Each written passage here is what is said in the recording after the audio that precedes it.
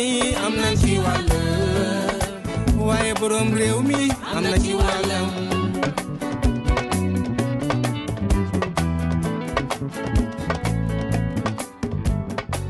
ma ne réew mi ni muy doxe ni am nañ ci wàll.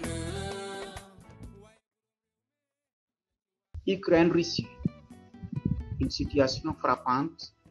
le monde en parle. Voilà maintenant 18e jour que l'Ukraine tente de tenir tête face aux attaques russes. Ce conflit a débuté en réalité en 2013 avec l'ancien président Viktor Yanukovych, qui décide alors de se retirer unilatéralement d'un accord d'association avec l'Union européenne. À ce jour, on estime qu'il y a eu au moins 14 000 morts, 1800 blessés, environ 2,6 millions de personnes qui se sont déplacées et au moins 1700 bâtiments qui ont été détruits. Quant aux Ukrainiens qui n'ont pas pu fuir, ils passent leur nuit dans abris souterrains ou dans les gares et métros. L'avancée de la Russie prend plus d'ampleur au fil des jours. Désormais, en plus de Kiev et d'autres villes dominantes. Vladimir Poutine met l'accent sur Mariupol. En effet, des bombardements ont eu lieu sur cette partie du pays. Aujourd'hui, créant encore plus de dégâts et de morts. Le président français Emmanuel Macron ainsi que le chancelier allemand Olaf Scholz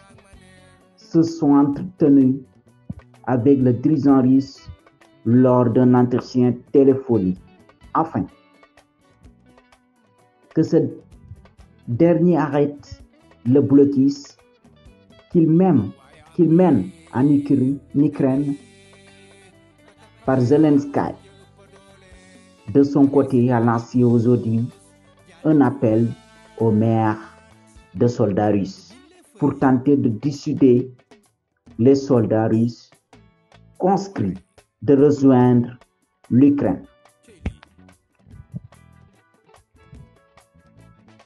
Cet ancien adepte du cinéma, qui est maintenant le président, fait tout pour défendre son pays avec un courage remarquable. Sa phrase. En témoignage, l'Ukraine n'a jamais voulu cette guerre terrible et l'Ukraine ne le veut pas. Mais elle se défendra autant qu'il faudra. mbokk yi gannaaw ba ngeen nuyoo sant leen gërëm leen ci ànd bi ngeen ànd ak seen chaîne di suñu média ñu amaan mbégte ak kontaante di leen dégtal seen chronique comme niñ koy defee ci ayu bés yu ne tey nag seen chronique dañ koy daal di waxtaane ci li xew fële ci Russie ak Ukraine gannaaw ayu bés a ngi nii gisoo leen ñi def chronique bi nekkoon ci wàccaay bi moo tax ñu daal di leen ubbilee texte boobee tey nag seen chronique ku ko déglu xam ne ñooñu waxtaanee lu jarati lu ragal lu lool ndaxte lu ñuy wax ay du yem ci jàmm ci bopp borom ku nekk rek di yey yàbbi ci li xew ci Russie ak Ukraine te guerre froide lañ nekkoon depuis 2013 ba fii ñuy wax ak yéen njiitu Russie bu njëkk ba di wuyoo ci Viktor Yanukovych en 2013 ba léegi moo ngi fexe nu mu retirer Russie ci pays européen ndaxte nag association boobee moom daal di ko wege te gëmu ko wante lu ñuy wax rek ay du yem ci bopp boroom te loolu moo ne juux biir Russie ak Ukraine ndaxte bu ñu demee ba loo xamante ne ni moo ngi am te motagul sax weer ñoo ngi ci 18e jour mais lu ci yéeme ba yéeme mooy gis nañ ci lu tolloog 14 000 morts ak 1800 blessés si loo xamante ne loolu lañ estimé ñu tolloog 2,6 millions de personnes daal di déplacé wu génn dëkk bi nga xamante ni moom mooy Ukraine wutali ci dëkk yu leen jege ni ki mel ni Pologne gannaaw loolu gis nañ président Allemagne président France Emmanuel Macron def benn entretien bu yaatu ñoom ak président russe bi di Poutine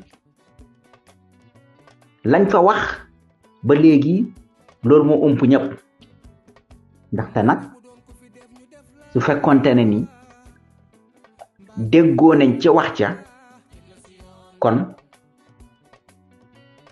cessez-le-feu defe nañ ne am na depuis ba ñu waxee mais nag c'est vraiment dommage wax nañ lu ñuy wax ku ci nekk rek ñoo ngi lay déglu wante benn journaliste ndaxte entretien téléphonique la benn journaliste benn communicateur ci ñaari dëkk yooyee muy président bu Allemagne ak président bu France gisuñ benn communiqué bu ñu def pour wax lii la ñu wax ak Poutine et c'est vraiment dommage et c'est malheureux kon nag ne ñëpp waaj xam ne lay raam ca ñag ba la jëm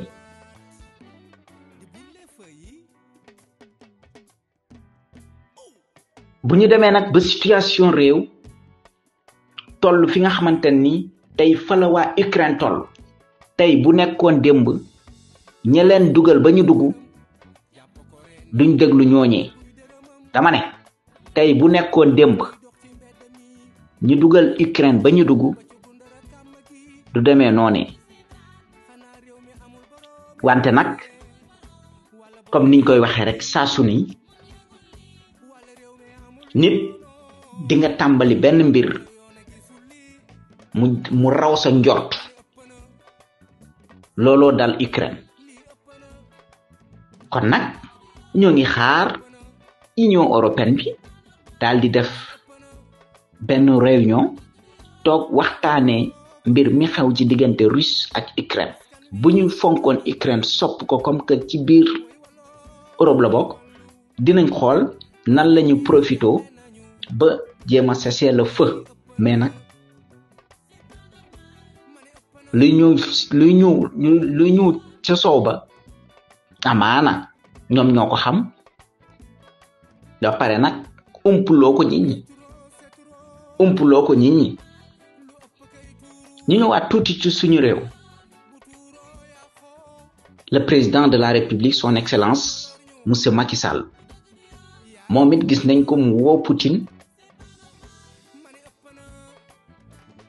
dégg nañ gis ko ci communiquéem ci page am Twitter mu ñuy xamal ne wax na Poutine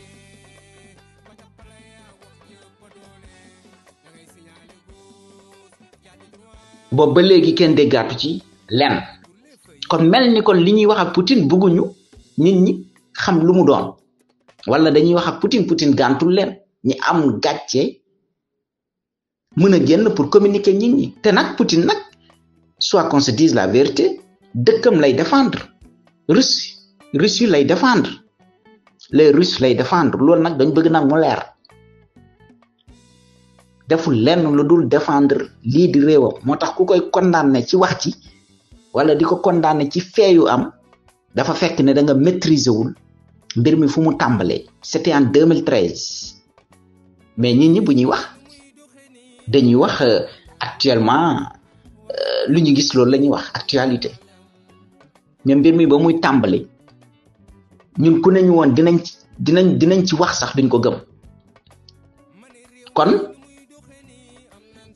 na ñi delloo seen xel fii ci réew mi di Sénégal parce que mënuñu comprendre nag yenn presse en ligne bokk wala yenn presse yoo xamante ni ñëpp dañ leen di seetaan ngeen di invité ay nit ñoo xamante ne ni xam nga Sénégal nag dafa neex ngeen baal ma parce que yaay gis benn nit bu jógee fële ne oustaz la gis benn nit bu jógee fële ne la moom politique lay def gis nit bu jógee fële ne la moom commerçant la boo ko tàllalee micro wax ko na wax ci guerre Russie ak Ukraine da ciy wax ndaxte dëgg fi nag weesuwul lool te defu ci benn gëstu je suis désolé mais presse dafa am nu muy doxee dafa am logique il est là pour servir le peuple mais nekkuñ fi pour di inviter ñoo xamante ne dañuy xambataal parce que nag mënuma comprendre pour bañ a citer turu site boobu noonu ñi daal di invité ki nga xamante ne ni nee na moom xam-xam dafa màcc lu jëm ci wàllum zircon jóge foofu noonu dem ba ne Poutine dafa mere président Macky Sall lu jëmoon ci wàllum zircon beeg baril pétrole yeeg bon c'est pas le bon moment ñuy dugg ci genre détail boobu noonu c'est pas le bon moment fu mu toll ni réew yu bëgg jàmm yëpp ku ci nekk moo ngi neutre ci lu xew ci diggante Ukraine ak Russie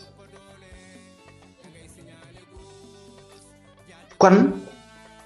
tey ak dal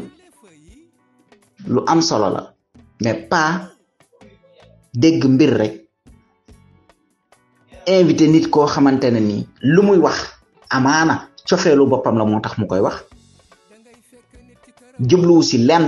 lu dul di wax ci nafsu bakkanam pour am ay vie jubluwu si lenn lu dul di wax ci loo xamante ne ni du xam-xam kon lii mbirum ñaari réew la te ñaari réew européen la li ñu ñor mooy ñun ñu neutre ci loolu mooy dëgg leneen luñ ñu wax bu doon Afrique la ñaanu ma ko yàlla ñaari pays loolu am ci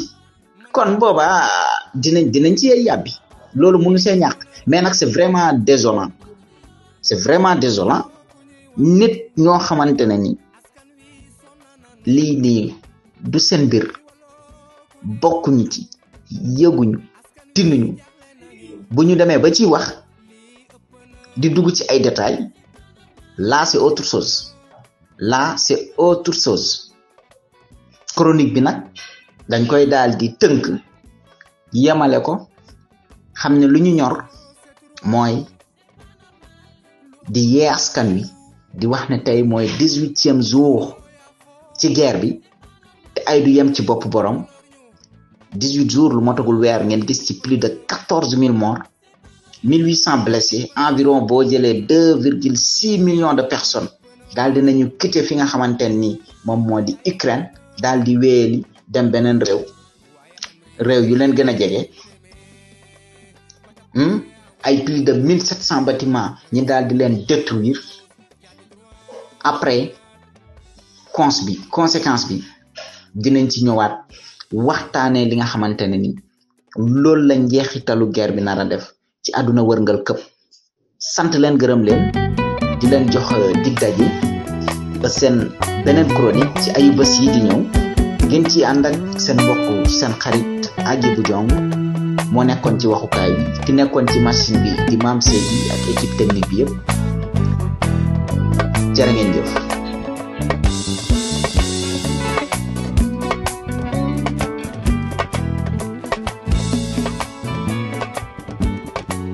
mani réew mi ni muy doxe ni am nañ ci wàll waaye borom réew mi am na ci wàll